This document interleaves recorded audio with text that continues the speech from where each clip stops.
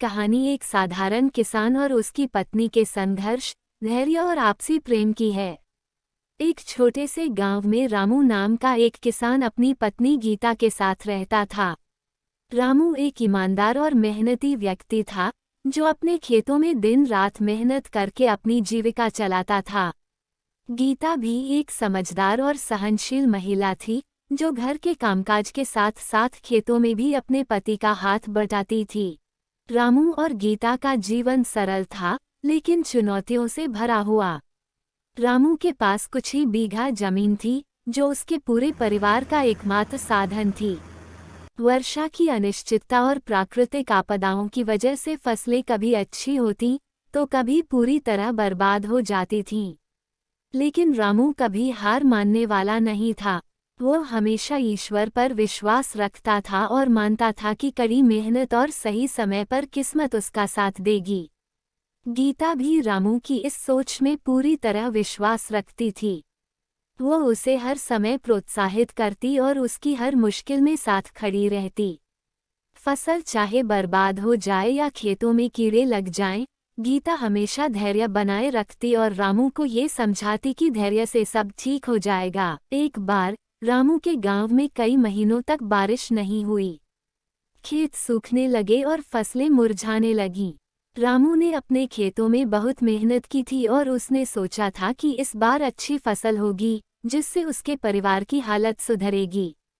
लेकिन मौसम की बेरुखी ने उसके सारे सपनों को चूर चूर कर दिया।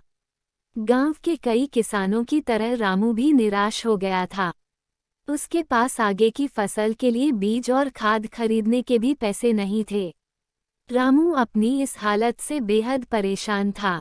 उसकी आंखों में हर वक्त चिंता और असमंजस की झलक साफ दिखती थी। लेकिन गीता ने उसे निराश नहीं होने दिया।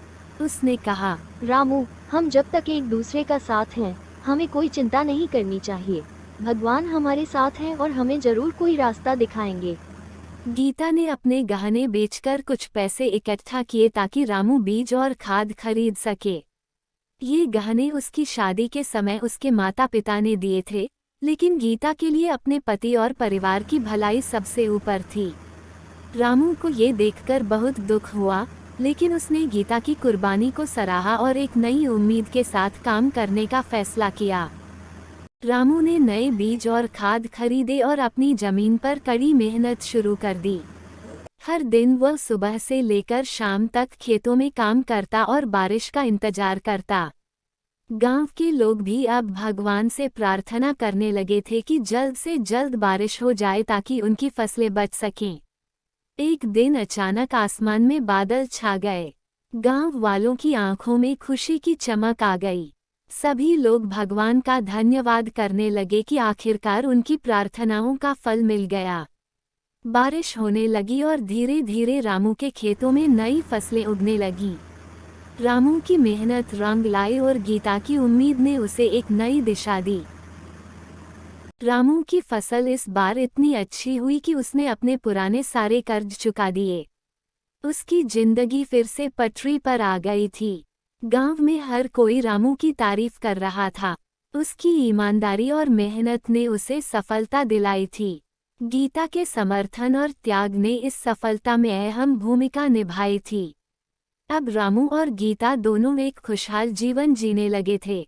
उन्होंने सीखा था कि चाहे कितनी भी मुश्किलें क्यों न आएं, आपसी विश्वास, धैर्य और मेहनत से हर मुश्किल का सामना किया जा सकता है।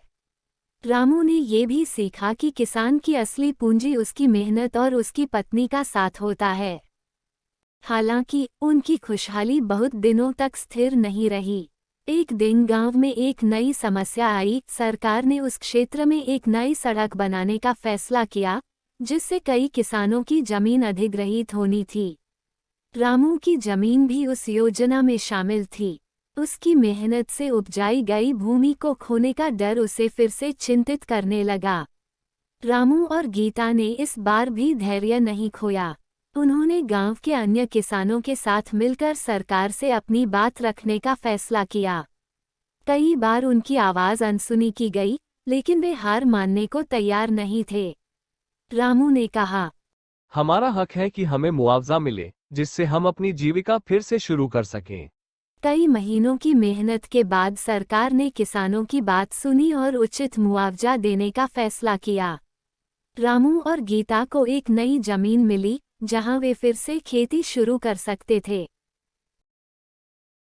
रामू और गीता ने जीवन में जो भी चुनौतियां देखीं, वे कभी उनसे घबराए नहीं। हर बार उन्होंने एक दूसरे का साथ दिया और अपनी मेहनत और समझदारी से उन मुश्किलों को पार किया। रामू को गीता की समझदारी और धैर्य का बहुत सम्मान था, और गीता रामू की कड़ी मेहनत और ईमानदारी पर गर्व महसूस